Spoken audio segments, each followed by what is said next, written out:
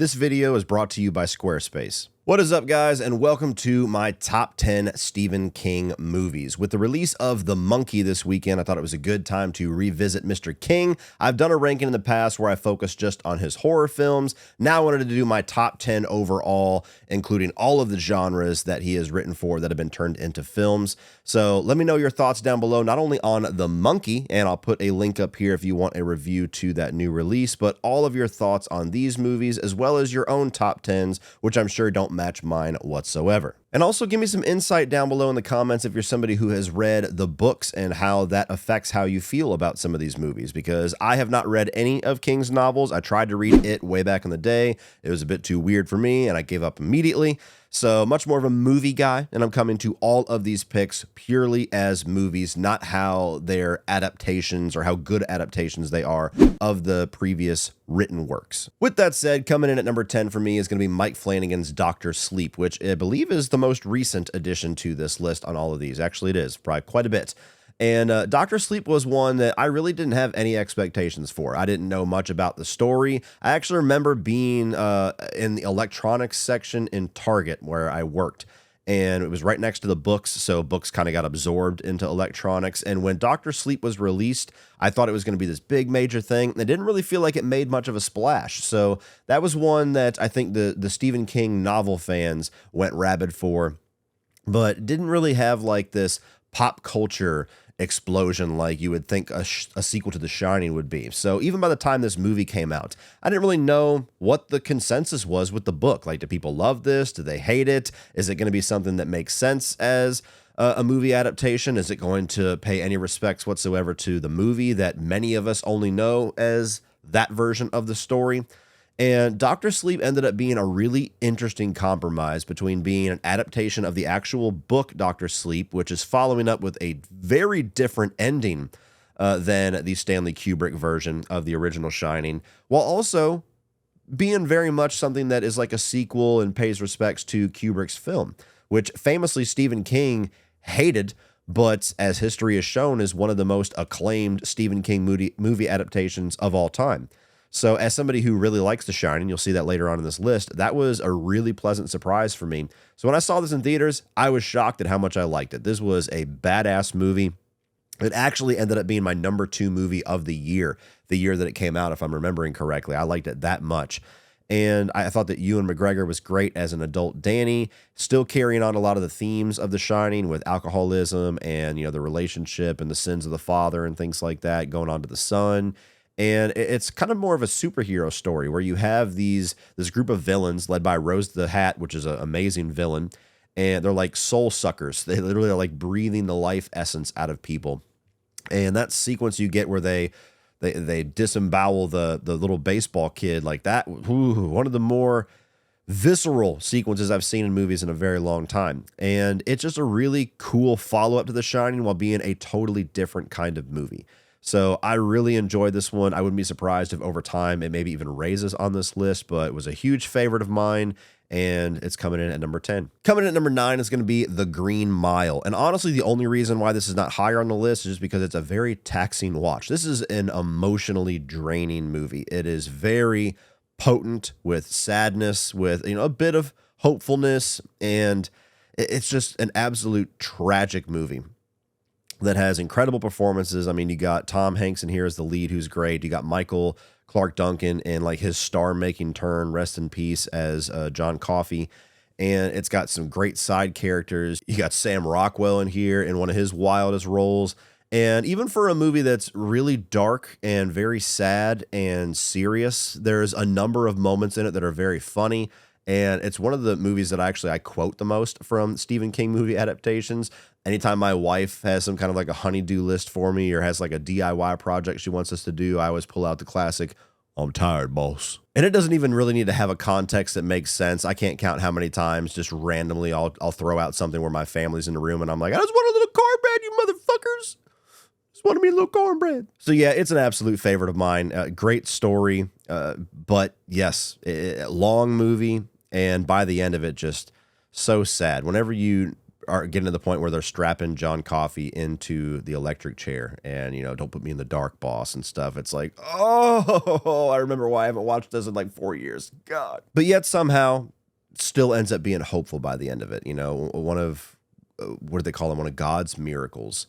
And it's just a really great story. So for the second film by Frank Darabont, following up the Shawshank Redemption, talk about a 1-2 punch. And I was a big fan of The Mist, too. It's not on this list, but The Mist was great. So maybe even a 1-3 punch.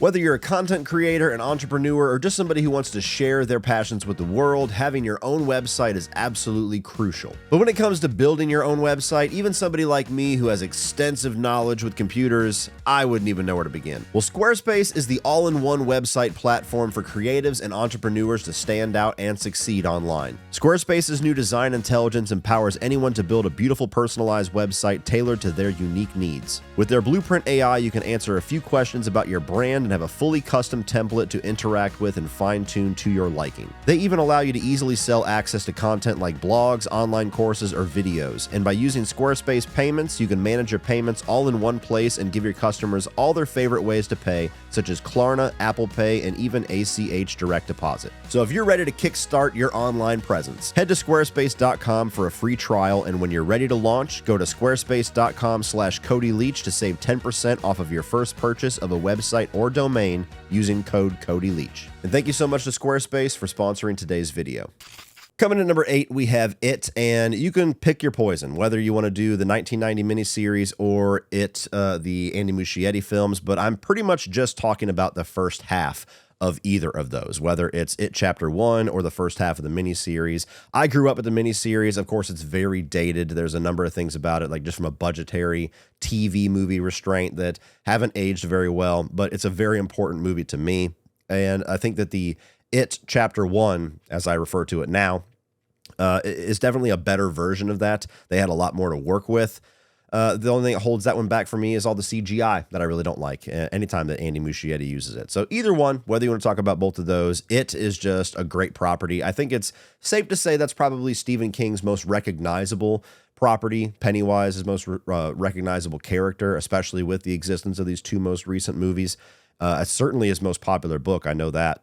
But it's just a great story about kids rising up against some kind of evil, which has kind of become cliche at this point with things like Stranger Things and all the movies and series that have tried to capitalize on what Stranger Things really did well. But this is kind of the template for all of that, where you have a group of kids who are the outcasts, the losers club. They band together. They're really each other's saving grace, and they're the only people in town that know about this interdimensional evil that is there, this eating machine, Pennywise, and they have to put their lives at risk to try to save the town, save the world, I guess. And so it's just a great story. Pennywise is an incredible villain. As a kid, I watched horror movies from like 4 years old, and I never got scared by any of them. I always knew they were movies. They never really affected me on that level. Pennywise, Tim Curry's version of Pennywise, is the first movie character that ever gave me nightmares. So I got nightmares for like a couple of days after watching the miniseries, and it was only followed up by another Stephen King character that we'll talk about later on in this list. So Pennywise and It, very important for me, coming in at number 8. Number 7, we have The Dead Zone, one of my favorite David Cronenberg films. And it's an interesting one because we know Cronenberg is like the body horror guy, the sci-fi guy, the really weird, trippy concept guy. And this is one of his more straightforward movies, where really the only segment of the movie that I think lends itself to what you typically expect from Cronenberg is where they're hunting down the serial killer and he takes himself out with a little pair of scissors. But other than that one image, it's a pretty straightforward character study and a drama where you have Christopher Walken in here, who does great. And he's a character who has got everything going good in his life. He's got a great job. He's got a woman who loves him that he's engaged to. And he gets into a car accident and goes into a coma and wakes up years later. And life has completely left him behind. His fiance's remarried to somebody else. And, he doesn't have his job anymore. His body's kind of fucked up. Can't walk without a cane. But he wakes up with this power where if he touches you, he can get like a premonition of the future. Like his nurse touches him and he gets a premonition about her daughter being stuck at home while the house is on fire. And so he's able to start preventing these disasters and helping people with this supernatural power that he has gained, including helping the police search for a serial killer. And eventually he gets caught up in this situation where he meets this character Stilson, played by Martin Sheen, who's this up-and-coming senator who's on track for election. And when he touches him, he sees his future is that he's eventually going to be president, and he's going to be responsible for World War III. He's going to be responsible for nuclear war. And so it's a movie that it's not necessarily a time travel movie. It's just about premonitions, but it brings up that great time travel concept and question and dilemma of the butterfly effect and everything else of like, if you could go back in time and kill Hitler when he was a child, would you? And this is a version of that playing out, you know, and a real tragic story where you got this character who has incredible morals and everything else and just wants to help people, and now he has to choose if he wants to lay his life down to prevent this huge disaster but never really get credit for it. You know, he's going to be remembered in a very bad way because nobody knows what he's actually preventing by doing what he does.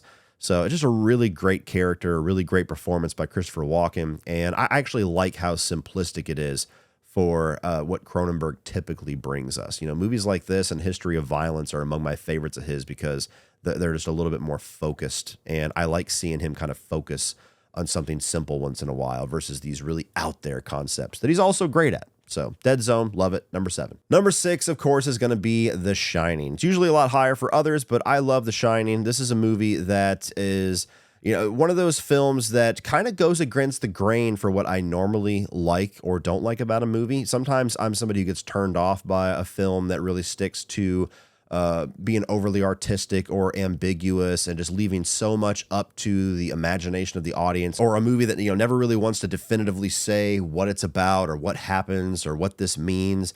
And for some reason, that's kind of the appeal of The Shining for me. You know, you have this simple story about cabin fever and isolation and alcoholism, this family that's locked away in this massive building by themselves, and how that starts to affect them, most prominently the father, Jack Torrance, but also all the other, you know, very ambiguous and nondescript stuff about it with the weird, trippy images and, you know, the final scene and what that means. Was Jack always there? Was he absorbed in the hotel? Is he somebody reincarnated?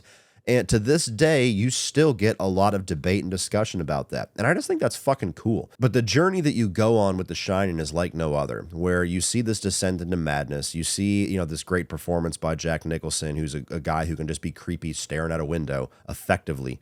And you have all of these different things that just pop up throughout the movie very quietly. And it brings this sense of dread that is so palpable. You know, there's not like these overt horror scenes throughout most of the film, but you get things like the twin girls that Danny Torrance comes across in the hallway. You get things like the image of the blood coming out of the elevator. You get, you know, certain stories about the previous caretaker. You know, towards the end of the film, you get weird images like the dude and the bear in the bed. Of course, room 237. Like, don't go into room 237, Danny. Well, why? What's in there? Like all these things that just, it builds this sense of unease as you're watching the movie that is unlike anything else. So The Shining is a very unique experience that it doesn't work for everybody. I know some people who have very good taste in movies who I respect that don't really care for The Shining, but a lot of us really like it because it's just a really trippy, strange, nondescript experience that is like no other. Coming at number 5 is going to be Stand By Me. This has always been one of my favorite movies, especially as a kid. Always loved watching this one. It's a great coming of age film, but what I really appreciate about this one is that it takes a very realistic and bittersweet look at the friendships of our youth and kind of the impending dismantlement of all of that, where you have these group of kids where the basic plot is they're all getting together one last time for the summer before school starts to go and find this dead body that they heard about. And, you know, they're walking across country and camping and going through all these little trials and tribulations and stuff and learning about themselves. But at the heart of it, what the movie always kind of represents for me is really taking a hard look at that time in our lives where things are ending and we don't even realize it. You know, every single one of us has had a friend from our childhood or a group of friends from our childhood where one day we all went out to play for the last time and had no idea that was the last time. somebody moved away or somebody stopped being friends, or you went into junior high and you all went your own separate ways because we're not just kids in a classroom anymore and you got to be mobile and people mature. But that's something that we have all experienced and can all relate to. And this movie really takes a bittersweet look at that, of how great and how strong our friendships were and that sense of adventure we had as kids, where you would just go outside and go do shit. Just go fill your day with whatever and then come home whenever. That just one day is gone. It just stops one day and you never see it coming. And you don't even realize that days ago that happened until it's years have passed and you look back and you're like, son of a bitch, that really was the last time that we all got together. That was the last time that we all went off on a little adventure, and life will never be that way again. So it's sad, but it's like a reality of life. And so it's just a movie that by the end of it, the way that it leaves off with that bookend of Richard Dreyfuss writing the manuscript about the story that he's telling us. And he tells us how, they basically went off their own ways, and it shows the image of them fading into the image. And, Corey Feldman went off and tried to join the army and couldn't, just does weird little odd jobs. And Vern went off and got married, had a bunch of kids. And this guy went off and got stabbed in the neck when he was in his 30s. And something about that and the way that he writes, I never had friends the way that I did when I was 12, Jesus to any of us. It's like, fucking right, man. All of us have that experience. So Stand By Me is great. It's funny. It's great coming of age, but that side of it is what means so much to me. And it's one of the only movies I think captures that so well. Number 4 is going to be Christine. This has always been one of my favorite John Carpenter films, and I just adore this movie. I think that it's a great, simple concept about an evil car, but it's done so well because of John Carpenter's eye as a director.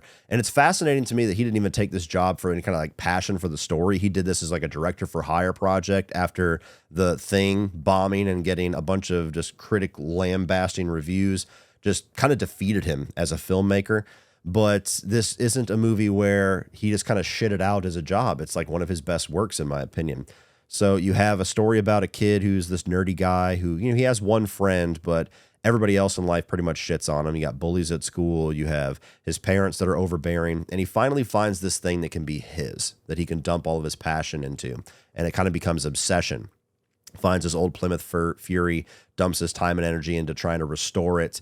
And he gets like this loving relationship with the car. Like him and the car are the only one who really care for each other, or care about each other.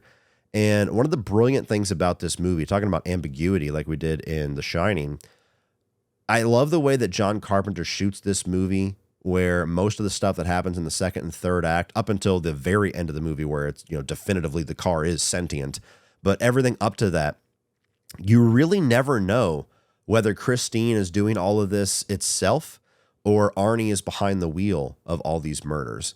And the movie never really gives you a definitive answer on that. And I think that that's awesome. I think that's a really cool way of leaving some ambiguity in there. But great characters, and, the special effects especially is what really shines in this movie because of its simplicity. Like just the fire and the explosions, the image of Christine chasing down that guy while it's on fire, and you just have the headlights that look like eyes. Or, of course, the iconic scene where it's been destroyed and it's been totaled, and Arnie just steps back and says, "Show me." And then you get the headlights and you get that great score that starts, and an amazing special effect that holds up so well today, where they put all these hydraulic pistons inside of the car and pulled the car in on itself and then reversed the footage to make it look like the car was healing. That sequence is incredible. And speaking of the score, this is my favorite John Carpenter score. I know it's a tall order. People love Halloween. People love Escape from New York. But Christine is my favorite of his. So this is one of my favorite films of all time. And it's one that, they've always talked about doing a remake or doing some kind of a follow-up to. And I definitely don't think that we need one. But I think there is potential to do some kind of a legacy sequel with this one, where you get a modern-day teenager that goes through what Arnie went through. And instead of a kid in the 70s taking on like a 50s greaser persona, now you have a kid in the 2020s taking on the 50s greaser persona, and how much weirder and how much stranger that could be. So there's potential there if you get the right director. Not that we need it, but could be cool. Anyway, number 4, Christine, one of my favorites. Number 3 is The Shawshank Redemption, and this is the one right alongside The Shining that I think is the most acclaimed Stephen King adaptation of all time, maybe even more so than The Shining. And The Shawshank Redemption is just one of those few movies that you look at and you're like, this thing is perfect. There's nothing to change about this. It's an incredible story. It's incredibly casted. It's paced very well, even for a longer film.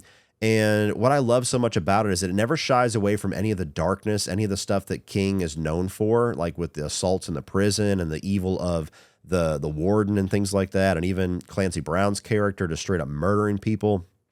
But it's a movie that's very hopeful amidst all of that because of the lead characters and the friendship between Andy Dufresne and Red.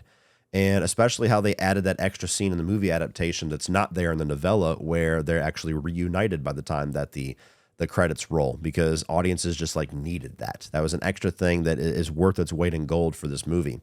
So it's brilliant. I mean, you have all these different storylines of these side characters that come through the prison, and Andy Dufresne's experience as the fresh fish and how that turns on its head later on, where they're getting all these fresh people and he's saying the same things that they said to him, kind of carrying on the tradition, and how he survives for years and years in this prison. The ultimate reveal of how he escapes and how he was working at it like every single day for years, just playing the long game.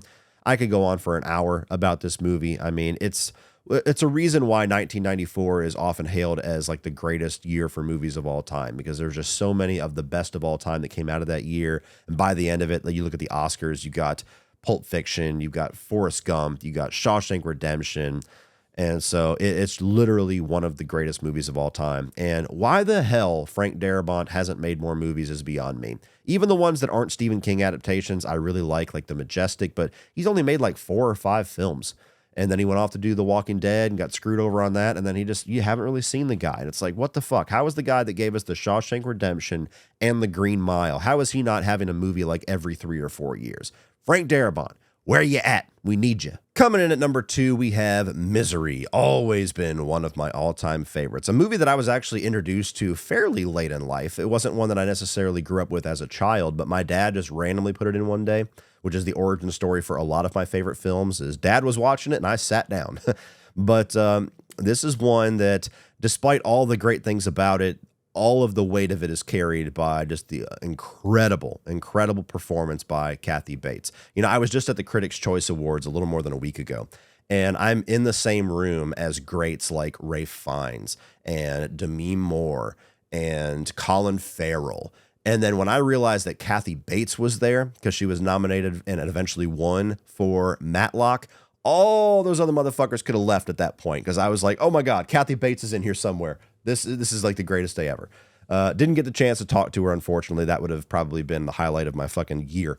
But yes, I love Kathy Bates to death, and this character, Annie Wilkes, is just one of the most insane and iconic Stephen King villains of all time, because she plays such a weird dichotomy of somebody who's so like overly friendly and sweet and quirky and like that Southern nice, and then just goes diabolical in seconds. She's taking care of you. She's complimenting you. She's being sweet. Then all of a sudden you start to see those eyes turn and the rant mode going, oh, I got the wrong paper, Annie. And it's like, what the fuck? This bitch is crazy. And I love by the end of it too, like she always says things like cock-a-doodie and tries to like, can't fully say a curse word because she's trying to be nice. And then by the end of it, when he's trying to attack her, she's like, you cocksucker. It's like, oh, I want to watch the movie now. But what I love about this film, not only is it just a great bottle movie about obsession and a man trying to escape, and every attempt that he has just fails, and like the hobbling scene, Jesus Christ, doesn't matter how many times you watch it, doesn't matter if you know that that's just a fake foot filled with jello, every time you see that ankle snap, you're like, oh, goddamn. But it's so great for all of that. But the movie has actually like grown for me in what it represents and how relevant it is to today. I'm somebody that nowhere near what they're presenting here with James Caan's character, but I've got my own little share of fandom, and I've had some very nerve-wracking, some tense and some disturbing interactions with people, luckily mostly behind a keyboard, but even some weird ones in person. And so I get a little bit of a real world experience that's kind of like interacting with an Annie Wilkes. And what I think this movie represents that's very funnily relevant to today is that it represents the obsession that fandom has, and how, like, literally what sets this off is that James Caan wants to get away from this franchise that he's been stuck writing forever, and he wants to get away from the IP and start doing some new original ideas. And Annie Wilkes represents the fan base that doesn't want that. She just wants misery forever. And that very much represents fandom today, where you always hear people bitch about, there's nothing original in Hollywood. We have all these sequels and all these remakes. We just want something original.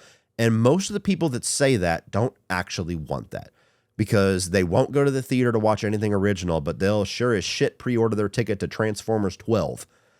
And so when I watch it nowadays, it kind of has like that double meaning of how fandom reacts to the artists out there. And, don't do anything new and original. We don't want that. Just keep writing fucking misery. How dare you? How dare you kill her off? So it's something that it continues to be rewarding as I watch it as an adult. But beyond all of that, I mean, Misery is just a phenomenal movie. It's my favorite Rob Reiner movie, even with Stand By Me there, as you could see, which is another just all-time favorite of mine. And Kathy Bates' performance is just one of the all-time greats for me. If I had like a top 20 performances of all time, I'd be hard-pressed to think that she wouldn't be on there somewhere. But my number one is the original Pet Sematary. And this is not necessarily a favorite pick that I often see at number one, but this is a movie that has always been a favorite and always been very important to me. And it is my answer whenever I get that tried and true question of what is the scariest movie of all time? And we all have different criteria. We all have different definitions of that we use to answer that question. That's why we always get a different answer. But for me, the concept of Pet Sematary, being a father who loves his kids more than life itself, the concept of having a child, especially one that young, and dying that horrifically, being faced with the tormenting question of, do I let their soul rest? Or do I selfishly play God and bury them in this hallowed ground to try to get some more time with them and take the chance that they're going to come back very different than how they were when I knew them? To me, that's the most horrifying concept in any movie that I've ever seen. And, besides just all of the Zelda shit, Zelda scared the fuck out of me too. Like I was talking about, Pennywise gave me nightmares. Zelda gave me nightmares too. Me and my dad used to watch this movie all the time on Laserdisc when it was just me and him. And like clockwork, about halfway through the movie, he'd fall asleep. So I'm in the middle of a dark ass living room watching Pet Sematary by myself. And you get to those fucking scenes, Rachel, and I'd look over to the right and he's asleep. And I'm like, fuck, I'm here by myself. She's going to get me. Ah! All of that is terrifying, but really just the concept, the idea of Pet Sematary is what disturbs me the most of anything. And beyond that, what I love about this film is that it has such a disturbing and eerie tone and atmosphere that really can't be recreated. There's a lot of people that say that this movie's dated and, it's aged poorly and it's got like TV movie quality and TV movie quality acting and stuff. And I always felt like that's not completely fair, but even if we want to head down that road, whatever validity those statements have, I think that's what adds to how off-kilter this movie is.